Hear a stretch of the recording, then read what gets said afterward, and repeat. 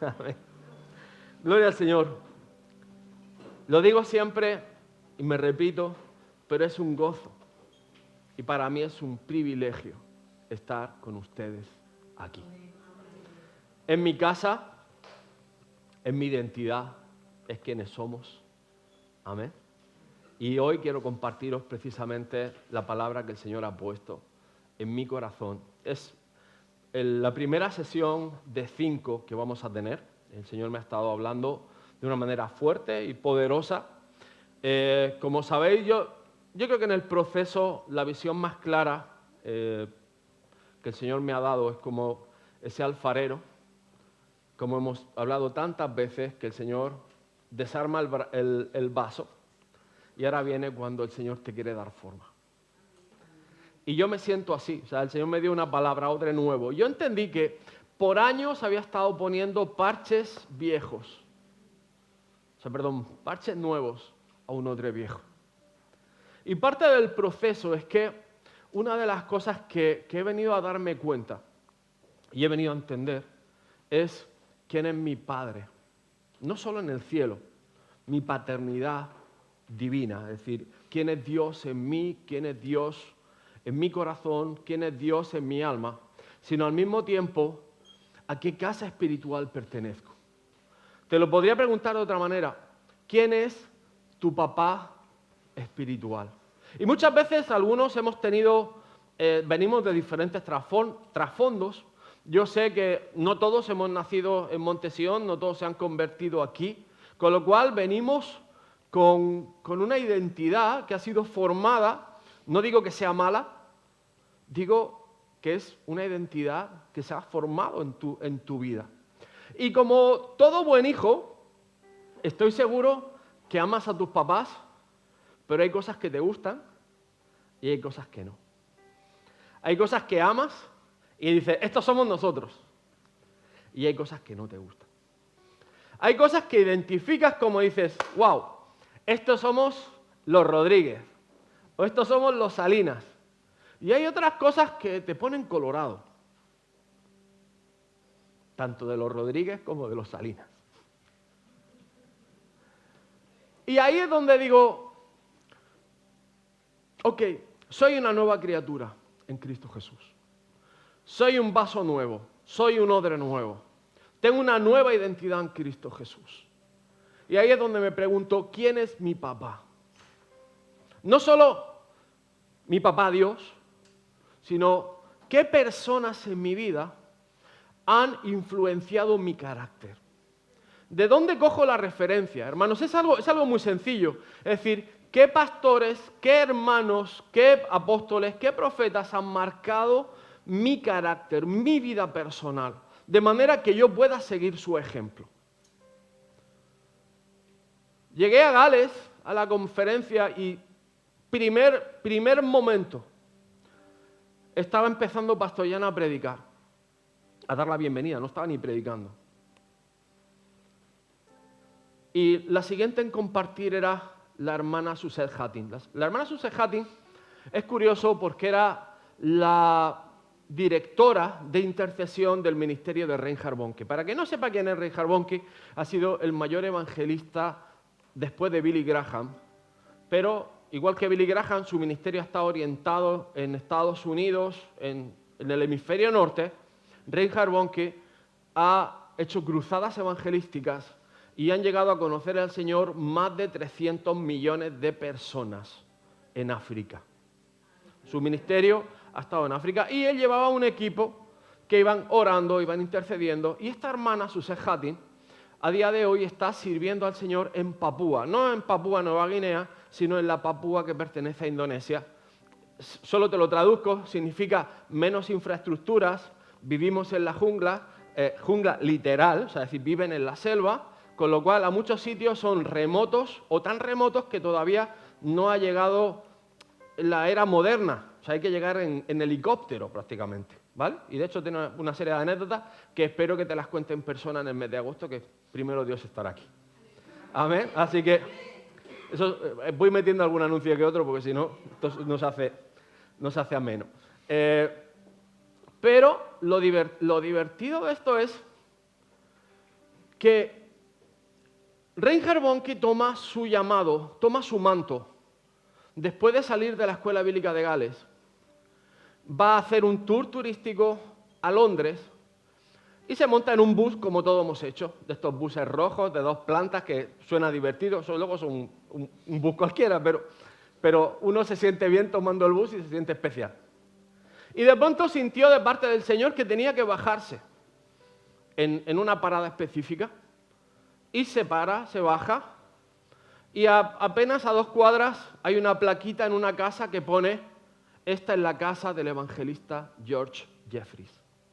George Jeffreys, para los que no lo sepan, en 1920 empieza a hacer cruzadas, es el pionero del movimiento pentecostal en Inglaterra, luego causante de avivamientos como el de Argentina, como de otros países, papás espirituales de Anacondia y otros tantos. Igual, podemos estar hablando de 60 millones de personas salvas. Y él toca la puerta y pregunta: ¿aquí vive el hermano Jeffreys?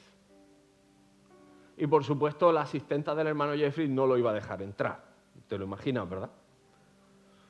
Pero se escucha una voz desde la segunda planta: déjalo pasar porque el Espíritu de Dios me ha hablado. Baja, ora por Reinhard Bonnke, impone sus manos, impone ese manto, y Reinhard Bonnke sale bendecido, wow, on fire, y llega a su casa. Una semana después, a Alemania. Y llega su papá. Papá, no sabes quién ha orado por mí. No sabes quién he visto. He visto a George Jeffreys. Dice: ¿en serio? ¿Sí? ¿Qué pasa? George Jeffreys falleció la semana pasada.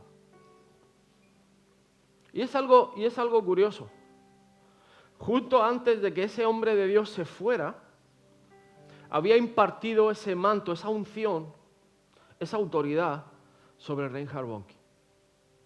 Cuando el hermano Bonnke va a partir para el Señor, ya se sabía, tenía cáncer en los huesos, tenía cáncer de colon, tenía metástasis. Yo sé que hay mucha gente a su alrededor. Mira, casualmente, no casualmente, Dios tiene todo orquestado. ¿Se acuerdan del pastor Ian, que estuvo aquí con nosotros, con nuestro amado Rodrigo? Pues resulta que el director del programa Harvester también es jefe, o era jefe de campañas de Reinhard Bonnke. Y estamos participando de otro ministerio que también viene de esa herencia evangelística, de ese llamado, de esa identidad que tenemos como casa. Qué curioso, ¿verdad? Por un lado y por el otro. Pero, curiosamente, Pastor Jan, una de las cosas que él le pidió al Señor: Señor, yo quiero ese fuego, esa unción. Y empezó a estar en contacto con el hermano Bonnke. Fue a visitarlo, porque sabéis que el pastor es... Vamos. Fue a visitarlo, oraron juntos y le pidió: yo quiero un trozo de ese manto. Yo quiero parte de ese manto.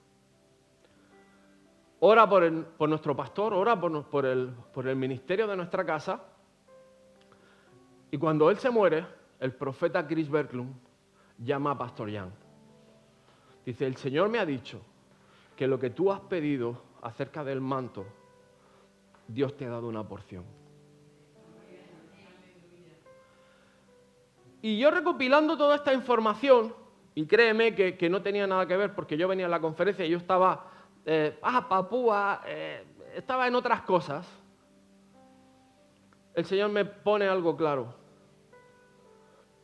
pelea por tu casa, pelea por tu manto, pelea por tu identidad. Y yo le dije: Señor, yo sé, solamente en Singapur hay 26 pastores igual que yo. No soy el más listo, no soy el más guapo, ni soy el elegido, porque no lo soy. Pero si de mí depende tener esa porción, si tengo que convertirme por un tiempo en ese Eliseo que corría detrás de Elías, te lo traduzco, voy a correr. Y el Señor lo puso fuerte y claro en mi corazón. El Señor ponía, ¿quién es tu papá? ¿Quién es tu casa? ¿Quién es tu identidad? Y ahí empecé a entender y empecé el Espíritu Santo a trabajar en este mensaje. Como os digo, van a ser 5 semanas, pero el Espíritu Santo empieza a hablarme y a quitar cosas, a botar cosas, porque uno viene tan marcado por tu historia personal, uno viene tan marcado por tu experiencia personal, por pastores malos, por buenos, por tantas cosas. Pero dejemos atrás el pasado, vamos a hablar un poco de eso también. Es decir, señores, no importa el pasado, importa hoy. ¿Qué vas a decidir tú? ¿Qué vamos a decidir en pos de seguir al Señor? ¿Tienes claro cuál es tu casa?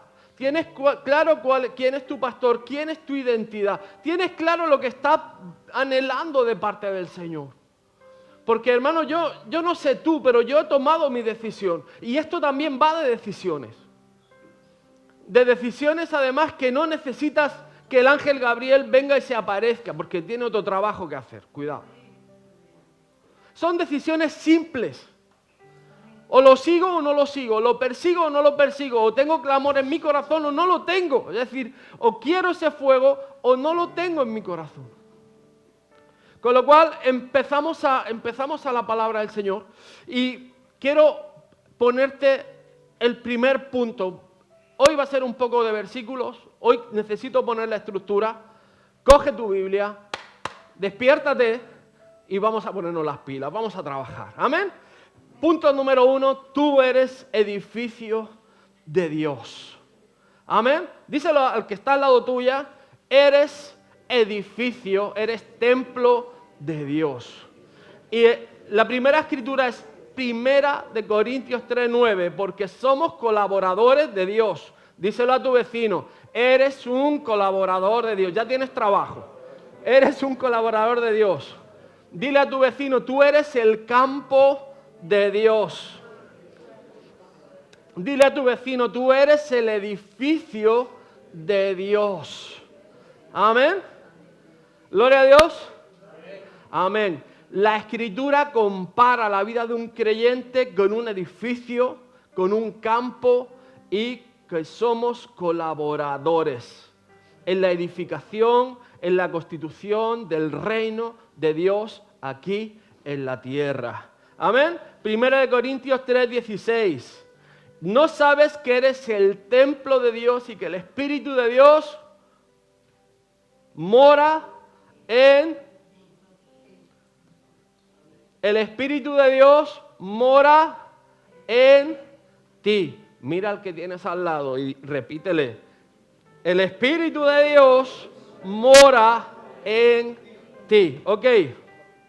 Un templo del Espíritu Santo. 1 Corintios 6:19. ¿O no sabes que tu cuerpo es el templo del Espíritu Santo que está en ti, que tienes de Dios y que no eres tuyo? Que no eres tu templo, no eres el ego, no eres el yo, no eres el que va a recibir la gloria.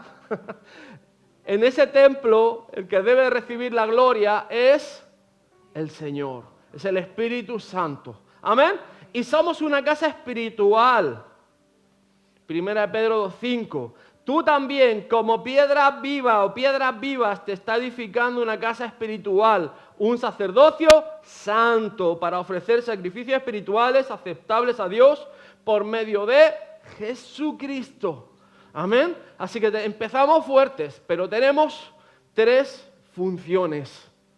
Somos edificio de Dios, somos el templo de Dios y somos una casa espiritual.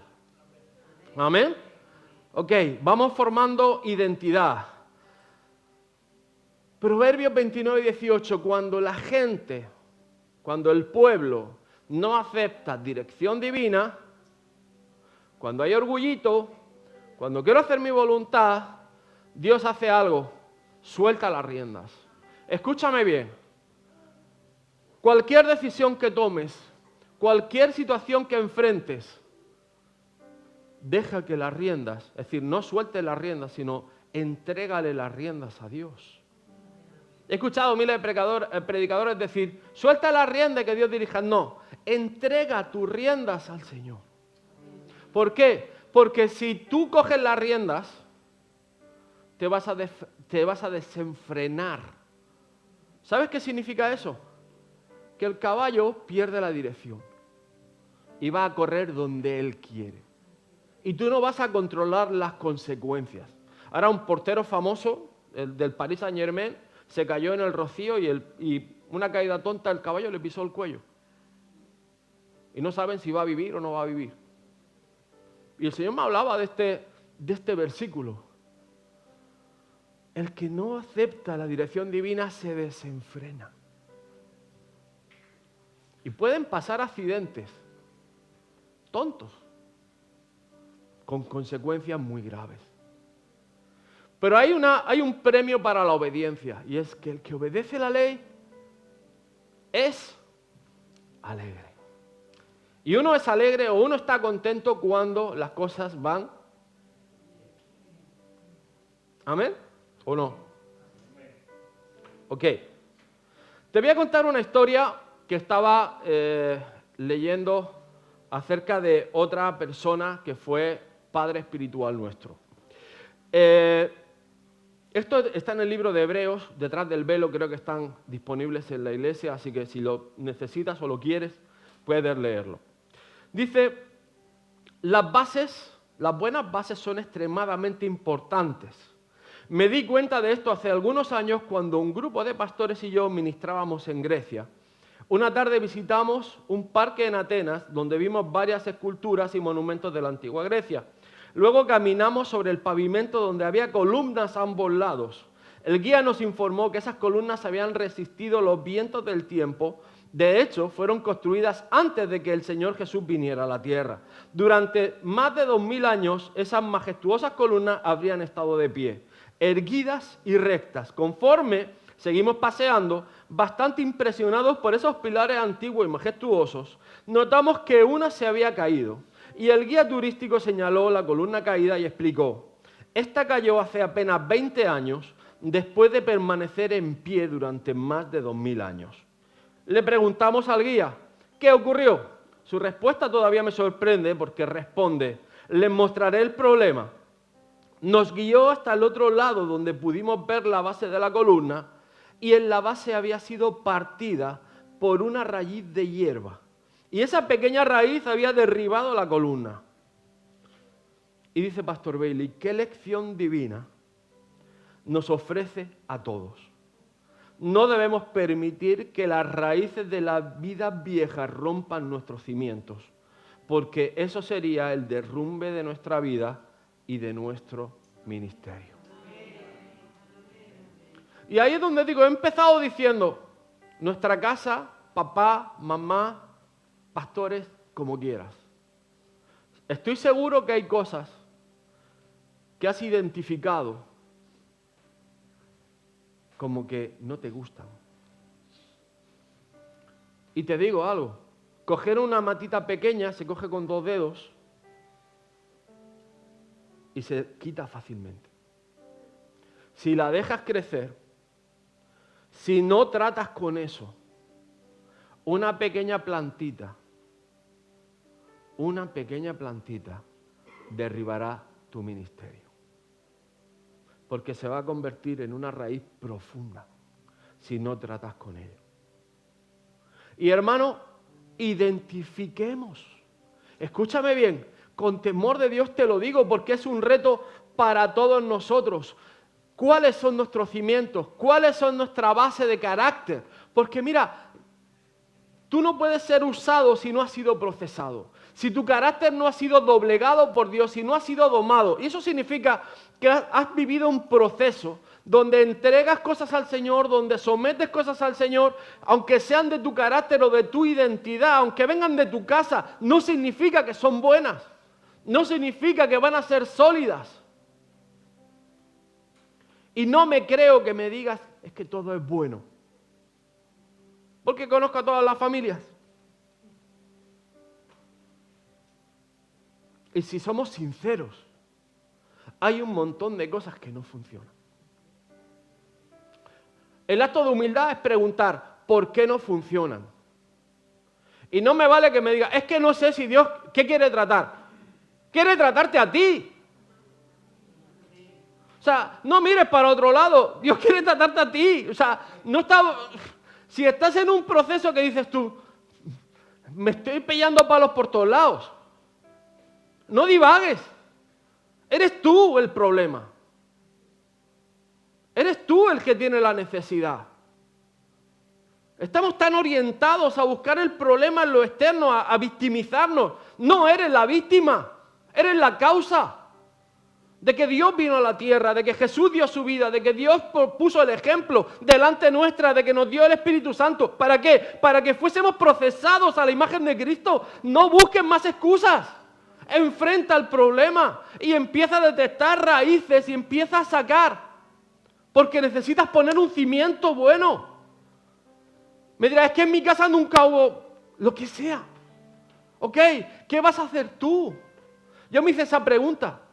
¿Qué padre quiero ser? Cuando empezamos la iglesia, nos sentábamos con Manolo, ¿te acuerdas? ¿Qué iglesia queremos? Hicimos una lista. ¿Qué iglesia queríamos? Estábamos cansados, veníamos dolidos, veníamos maltratados, veníamos con 40 palos, desanimados.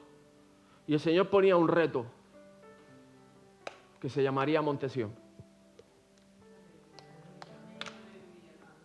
Y había que poner cimientos, había que poner base. Y esta es la palabra más famosa sobre esto. Pero igualmente, iba ayer para Sevilla, iba atravesando todos los invernaderos. Y hablando, me recordaba que la arena son esos 20 centímetros que se ponen encima de la tierra para que enraícen bien las plantas. Y el Señor nos dice que el que edifica su casa sobre la arena, luego viene el viento, pero cuando tus pensamientos son arena, cuando tu fundamento es arena, también esas plantas enraizan más fácil. Y la arena también es un tipo de la duda. Entonces tienes que empezar a hacer preguntas, es decir, ok, tengo dudas, ¿esto funciona? Lo uso. Y si no funciona, lo desecho.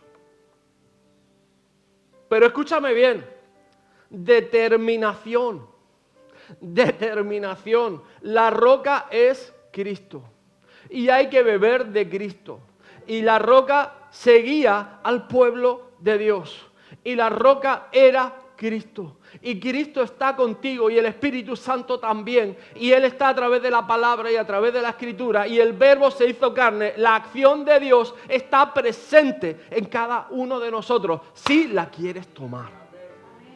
Si la quieres tomar. Ahora, la arena representa muchas cosas sobre la vida. Y hay mucha gente que usa la arena. Mucha, más de la que te imaginas. Y hemos usado arena, escúchame bien. Hey, yo no soy una excepción. Yo he usado arena porque te vas a la educación, a las riquezas, ambiciones personales, filosofía, juegos, deportes y el humanismo que lo tenemos en vena. ¿Sabes qué es el humanismo? El yo, mis derechos, lo que me gusta y lo que no me gusta. Hello.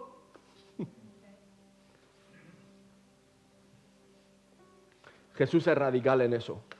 El que quiera seguirme, niéguese a sí mismo, tome su cruz y eso no significa que no va a haber bendición. Significa que hay una base. Significa que hay un principio en el que decides seguir a Jesús. Tú puedes tomar todas las decisiones que quieras, pero habrá un momento que tienes que tomar una decisión fundamental y es seguir a Jesús. Job se da cuenta de una cosa en Job 22, 15 y 16. Dice, ¿seguirás en las sendas antiguas por donde anduvieron los malvados? Ellos fueron cortados en la flor de la vida, los cimientos de su vida arrastrados por un río. La pregunta para mí es clave. ¿Seguirás en las sendas antiguas?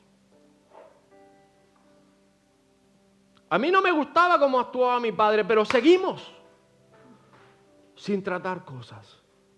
Y de pronto viene un poquito de estrés, viene un poquito de presión y las actitudes nos revientan. ¿Por qué? Porque tomamos de la fuente antigua. Tomamos de la fuente con la que hemos nacido. Tomamos las raíces de mi casa.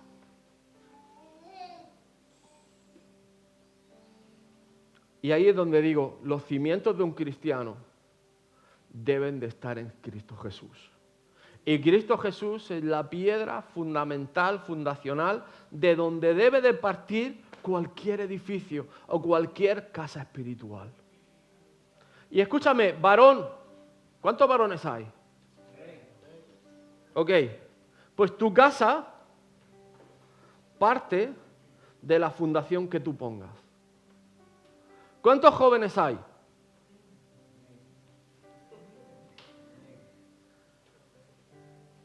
Ahora a veces la pregunta es difícil. ¿Y cuántos se han quejado de papá?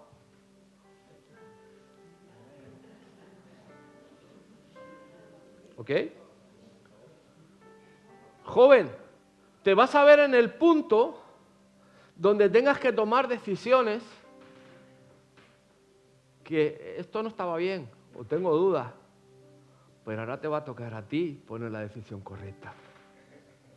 ¿La viste, no? El Señor te la mostró. ¿Sí o no? Ahora te toca a ti. Está muy bien ver cosas, ¿eh? La palabra revela, el Espíritu Santo nos guía a toda verdad. Acércate al Señor, vas a empezar a ver cosas. Ahora, amiguete, toca remangarse y a trabajar. Hay que levantar una casa. Hay que edificar. Y nadie, escucha, nadie puede poner un fundamento distinto del que ya tenemos. Jóvenes que se quejaron y levantaron su mano. ¿Quieres fundamento sólido? Fundamento es Jesús. Amén. ¿Quieres un cimiento sólido? El cimiento es Jesús. Otra palabra que a mí me alucina, me bendijo muchísimo. Efesios 2, 19, 22. Así que ahora ustedes los gentiles, ¿cuántos somos gentiles? Levantamos las manos, todos somos gentiles. No hay ningún judío que yo sepa, ok. Bienvenido gentil. Ya no somos desconocidos ni extranjeros. Somos ciudadanos junto con todo el pueblo santo de Dios. Dile al que está al lado, son miembros de la familia de Dios. Ok, juntos constituimos su casa, la cual está edificada sobre el fundamento de los apóstoles y los profetas. Y, dile a tu vecino, la piedra principal es Cristo Jesús mismo.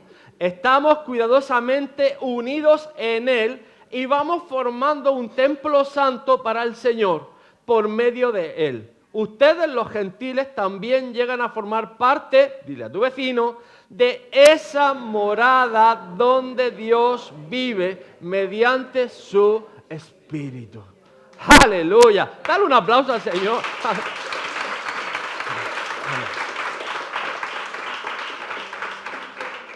Amén, gloria al Señor.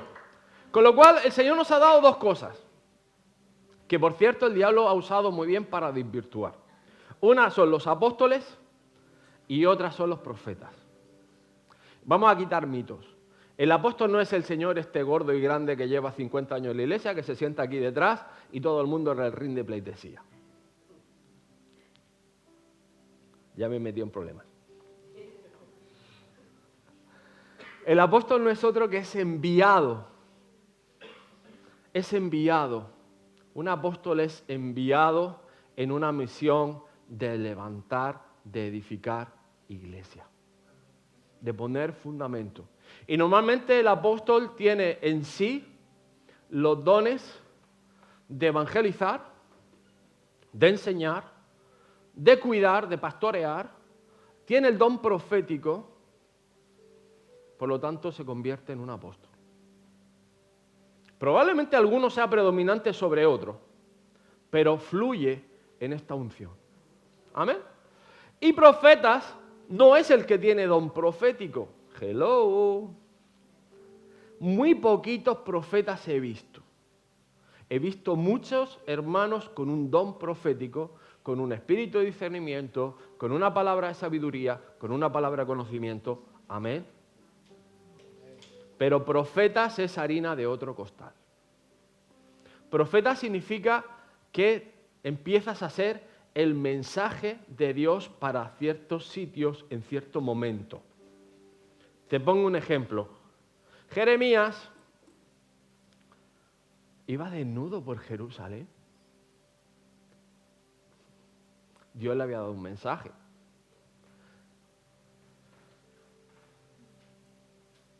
Hay mucha gente que empieza a hacer cosas divertidas, como Juan el Bautista, que se vestía con piel de camello, se iba al desierto y comía saltamontes y miel. ¿Qué pasa? ¿Que era la dieta keto del momento? No, estaba cumpliendo la palabra que había sido dicha sobre su vida 800 años antes, cumpliendo el mensaje de Dios. Y cada uno de los profetas le ha tocado ser ese mensaje, pero ese cumplimiento profético ha tenido autoridad en sus vidas. Les ha dado autoridad, les ha dado identidad.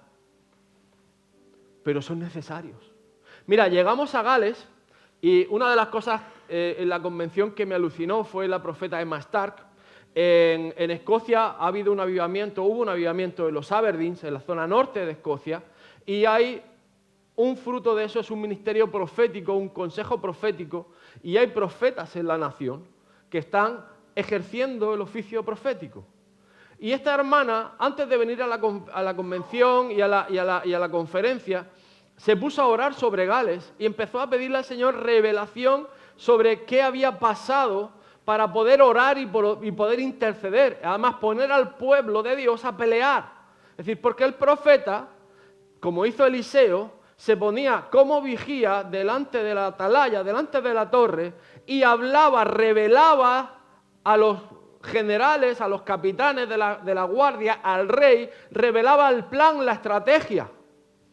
Ella hablaba la palabra, pero el profeta no iba con la espada corriendo. Era el pueblo. Amén. Y esta hermana, el Señor le revela, en tal fecha, un grupo de personas, tal, pactaron la nación de Gales. Hicieron un pacto, hicieron un compromiso en tal y tal sitio, y declararon tal y tal cosa, y empezaron a hablar, Ahora, pueblo, empezamos a orar. Y hizo una cosa que a mí me fascinó, y es que cogió en ese momento a la representación, que había más de 30 pastores de la nación galesa, y los puso a pelear esa batalla espiritual. Perdónenme, españoles, yo esto aquí no lo he visto. Y el Señor me ha permitido verlo. ¿Por qué? Porque en esta nación se van a tener que levantar profetas y gruesos. Y que van a tener que descubrir cuándo se hicieron esos pactos. Ayer estaba en la inauguración de la nueva sede del Comité Evangélico Andaluz. Y ¿sabes qué? La cuna del protestantismo, es decir, la cuna del nuevo nacimiento, es en un monasterio que se llama San Isidoro de Reina en Santiponce,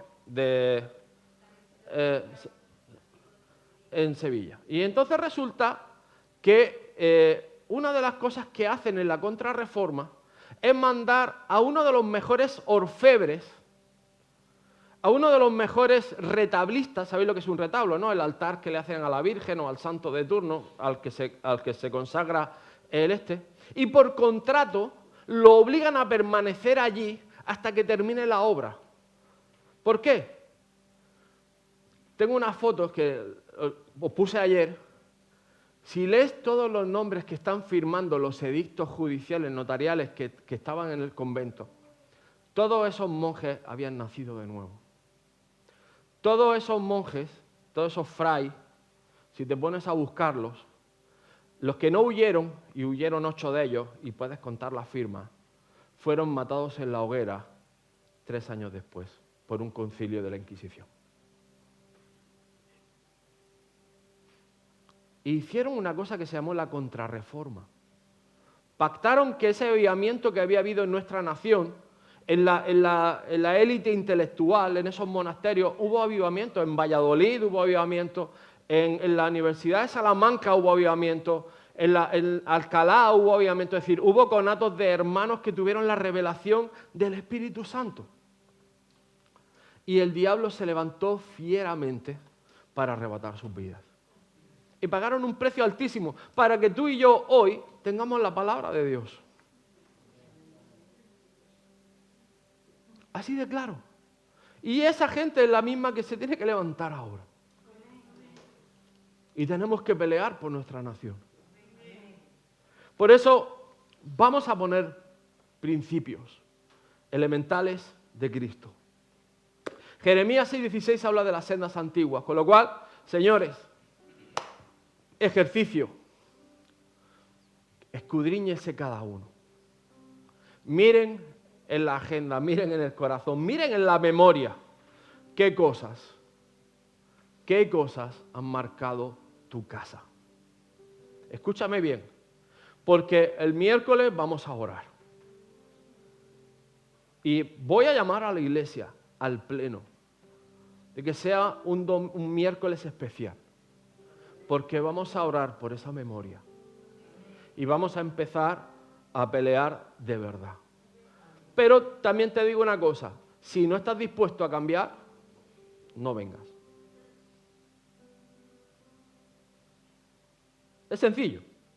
Si no quieres cambiar, no vengas.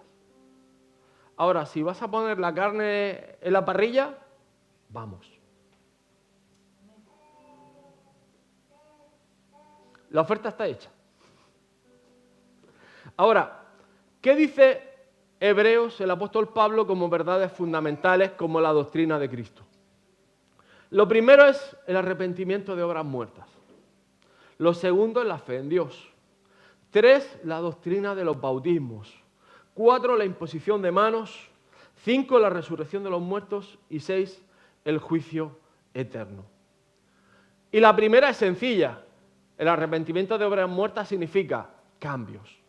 Cosas que no funcionan, señores, hay que ser humilde, dejar la soberbia a un lado, el orgullo a un lado y es que yo soy Salinas o Rodríguez. Aquí estás, tío.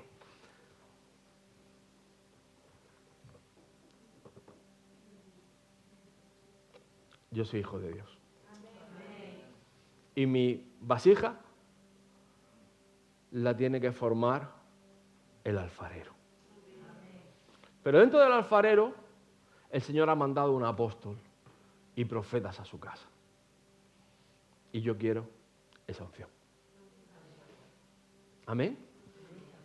La fe en Dios, hermanos, hay que dar un paso que se llama depender. La doctrina de los bautismos. ¿Sabes qué pasa en el bautismo? Que te sumerges y emerges en una nueva vida. Física y espiritual. Pues a lo mejor hay que tener nuevas compañías. Nueva vida, nueva compañía. A lo mejor tienes que llamar más a tu hermano a tomarte un cafelito. Amén. La imposición de manos habla de autoridad. Y escúchame bien, Dios nos ha dado autoridad a cada uno de nosotros para orar. Papás, cuando hay niños enfermos, Dios te ha dado autoridad para orar. Cuando hay problemas, cuando hay tal, Dios te ha dado la autoridad para levantar tus manos, para imponer tus manos. Los apóstoles imponían las manos. Amén. Y esto habla de la autoridad. Vamos a hablar de la autoridad. La resurrección de los muertos, algo que te digo, Dios ha hablado poderosamente en mi vida es acerca de la eternidad. Y por supuesto la vamos a hablar en estas próximas semanas. Y número 6, que nadie te engañe. El que no reciba a Jesús como Señor y Salvador, aunque sea en el último momento, va al infierno.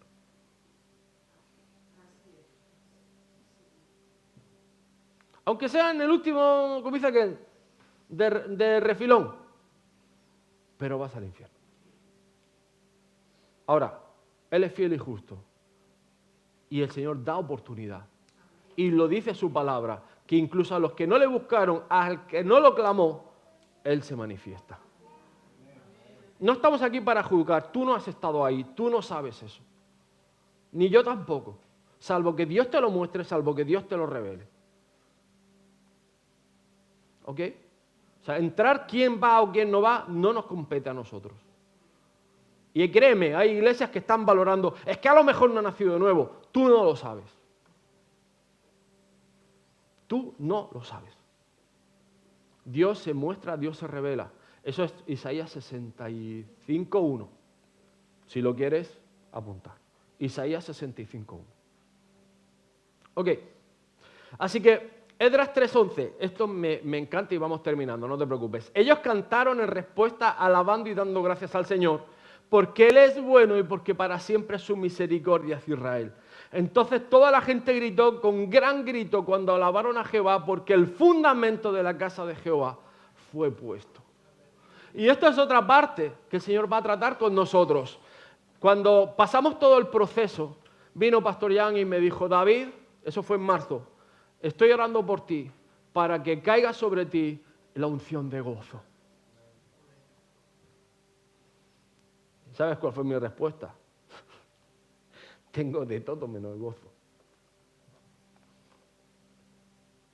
Porque no estaba bien. Pero ¿sabes qué?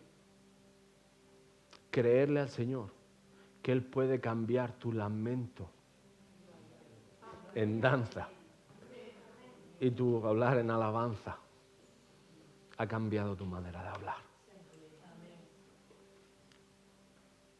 Hello, vaso nuevo. Viene un vaso nuevo. Quiero que sea formado.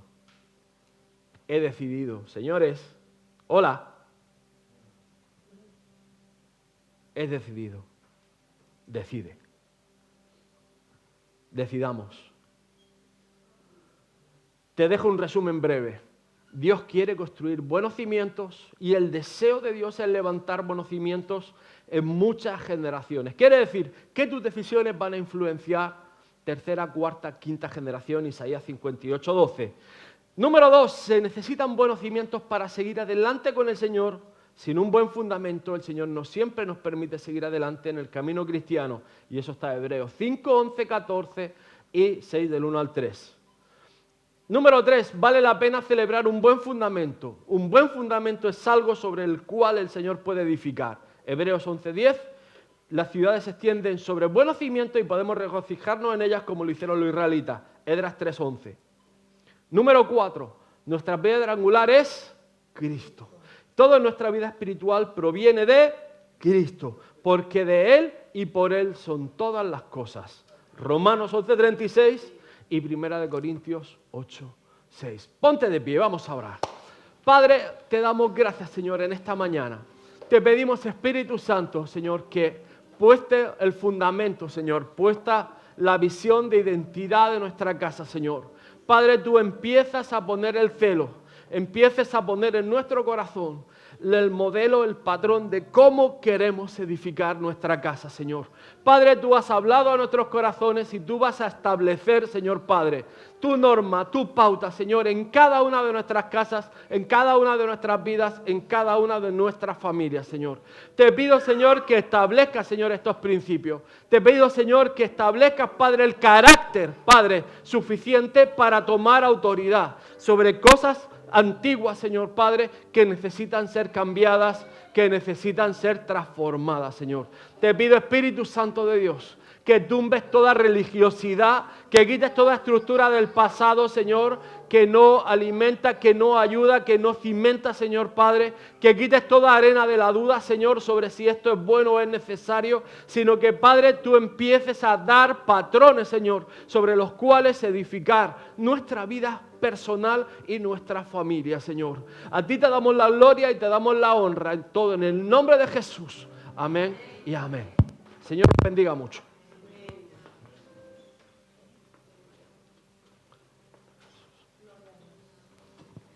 Así de pie, quiero que todos tomen su copa. Qué tremendo la palabra que el Señor ha traído esta mañana. Y Dios me hablaba esta semana sobre Simeón. No sé si